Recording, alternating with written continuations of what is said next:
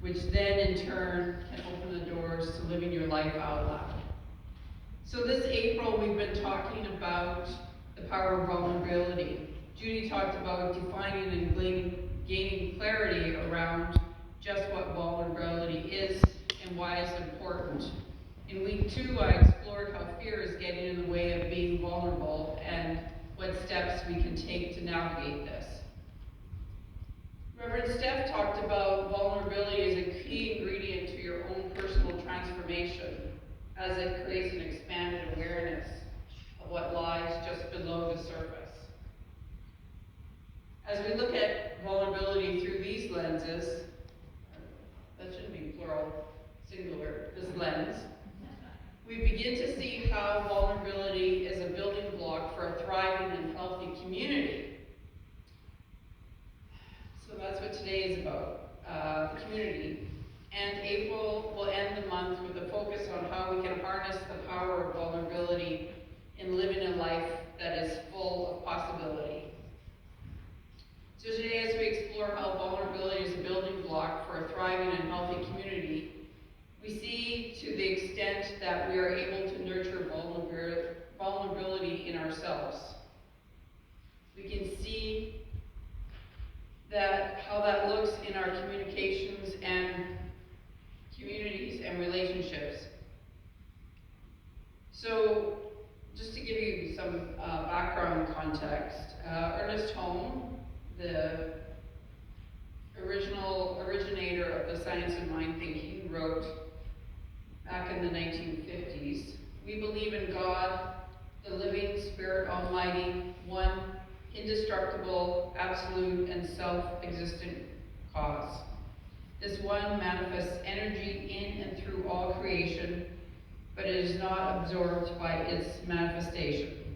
The manifested universe is the body of God."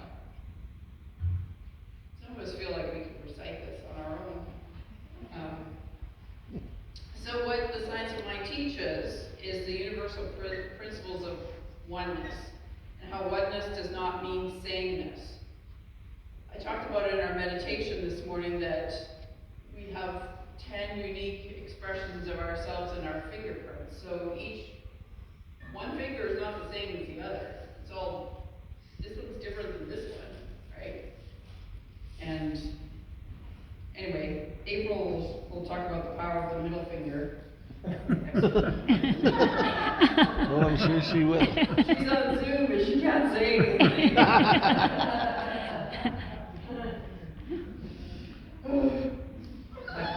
feel this wave of argument coming.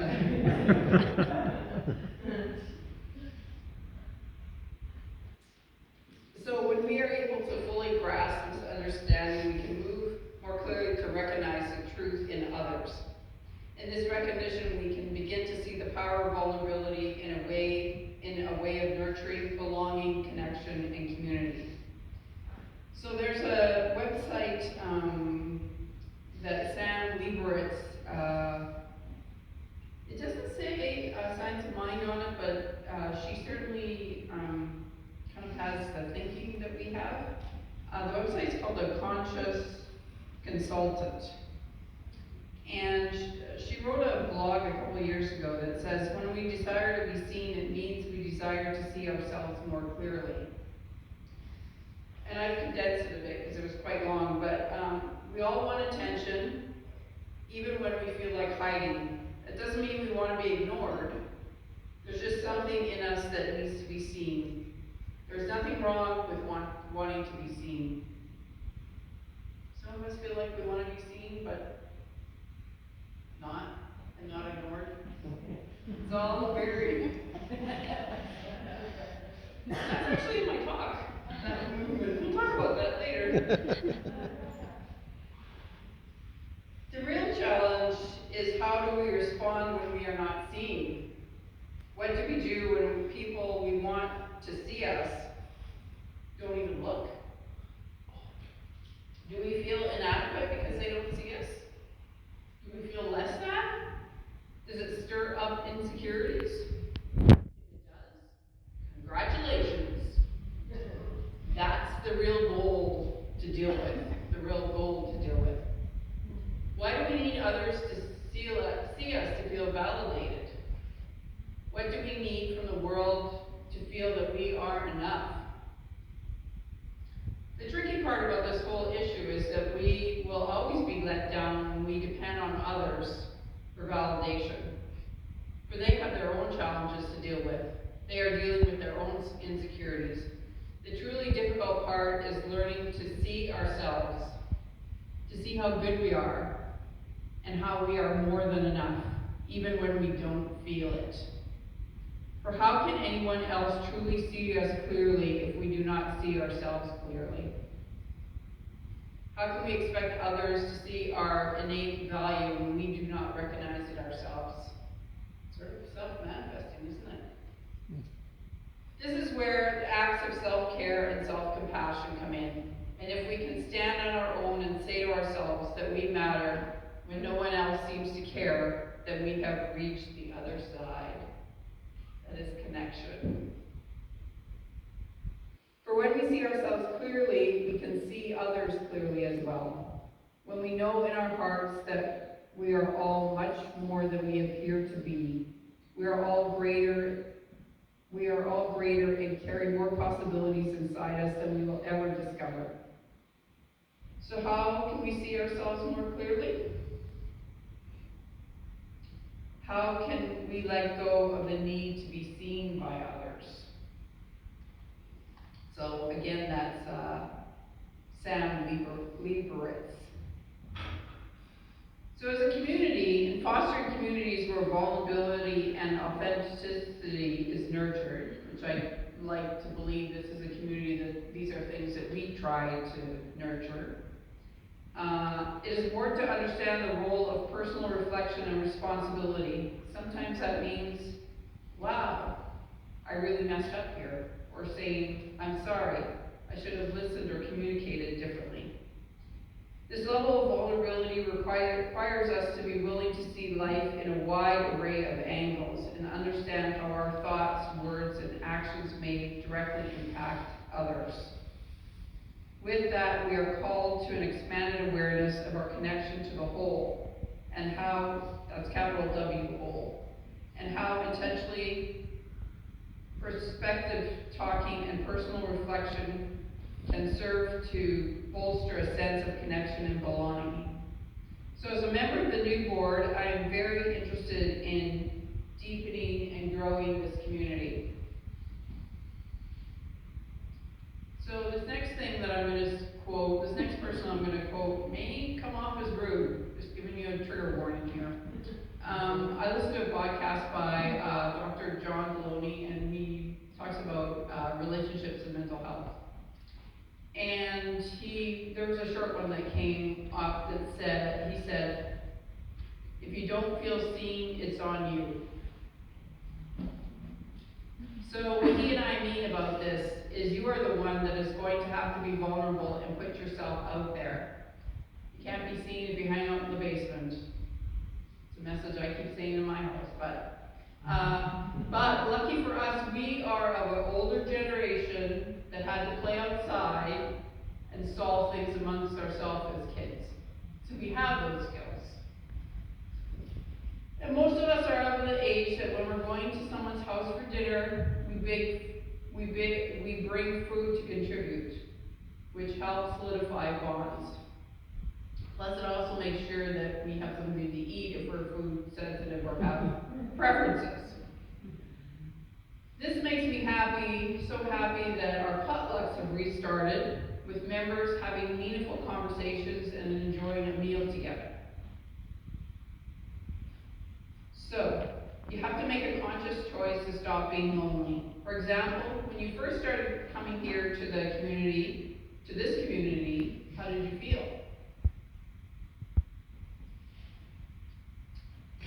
I know that there's always been a few people that have made sure that every new person was at least said hi to, or maybe even sat with. But now you're not so new here anymore, and you would like to feel a tiny bit more connected to the center, but not have to volunteer.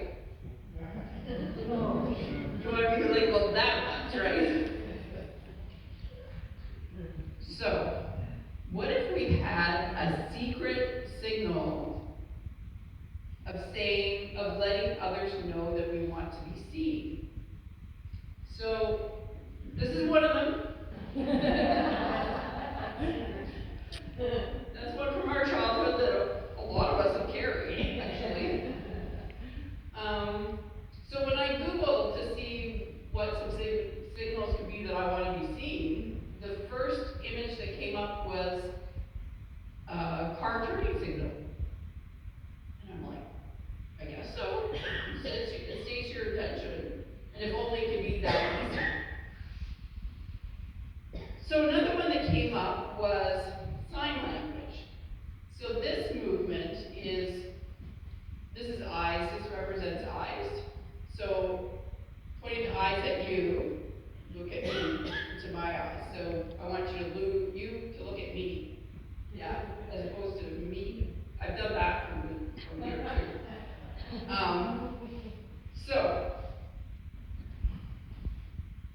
So when would this work out here?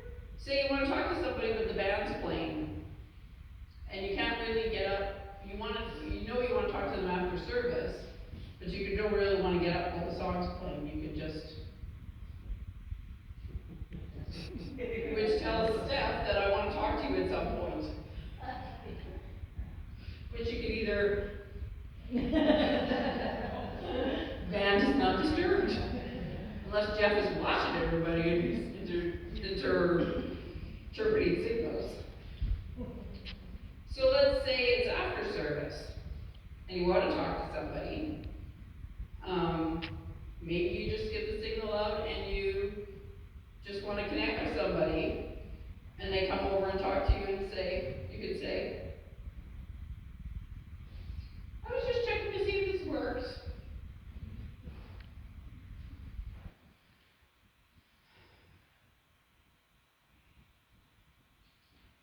So,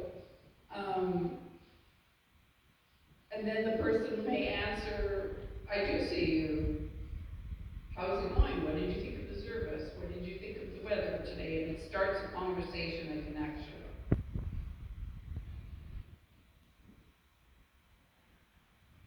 So Julianne O'Connor talked about, when you let me see you, you give me permission to be seen. So the thing is here, the way I think of this for myself, this doesn't have to be universal, but anybody that walks through this door on Sunday service is a friend I have not met yet. Okay? Now for boundary reasons, they're not inner circle friends, but they are friends enough that I can say hi to.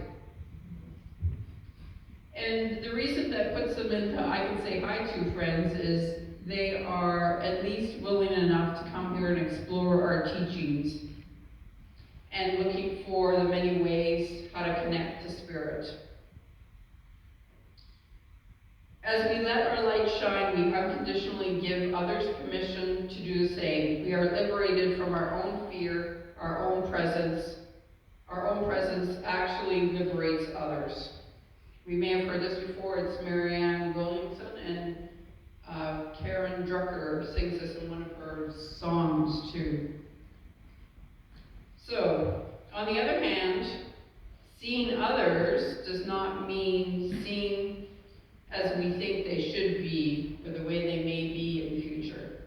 It requires present moment eyes, and these eyes don't see through a lens of judgment or compassion, but instead through a gentle glaze of awareness that, just like us, each person we see is a unique expression of the One. When we begin to practice seeing others this way, the result is outstanding. And it creates communities and spaces where we are invited to show up authentically, messiness and all.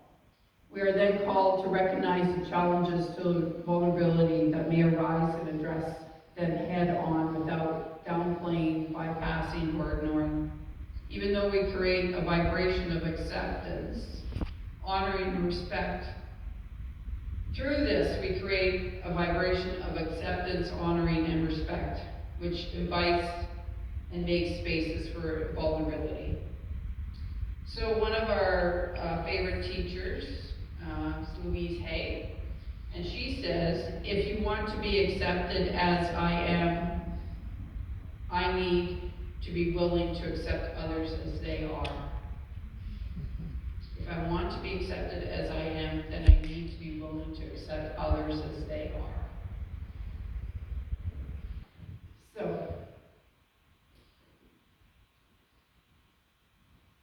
So part of being in community is we need to see the space in between.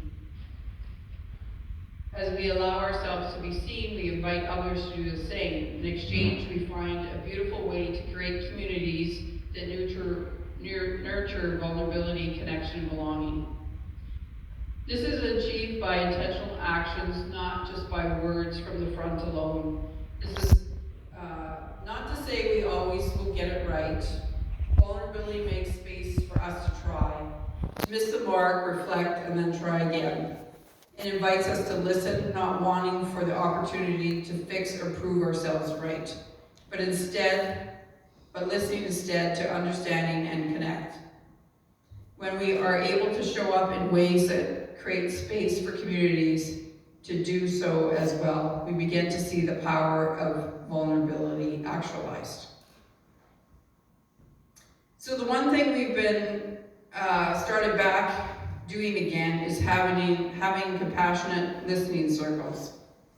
For example, the monthly Science of Mind magazine discussion, the potlucks, even the healing circles after service, and of course the weekly meditation time before service where we can hear ourselves. In these groups, participants are allowed to share their stories, hear their stories of others, and create a container of vulnerability and connection. Vulnerability is not a one-dimensional concept. Is anything really a one-dimensional concept? It requires both internal awareness and external practice. Just like any new concept or activity, it definitely takes practice, and then more practice, and then more practice. We are called to get comfortable with the uncomfortable, to recognize the variety of vulnerability, and to create space in our lives and our communities for us to live.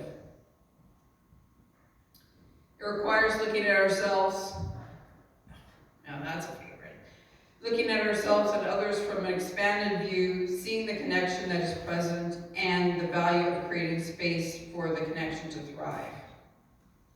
So I'm going to close with a quote from Brené Brown, and then an affirmation that you can choose to repeat or not.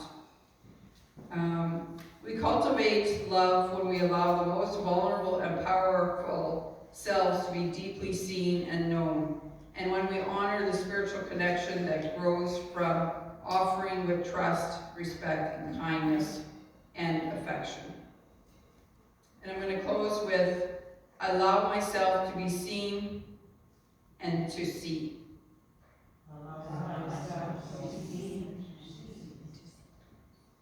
And so it is.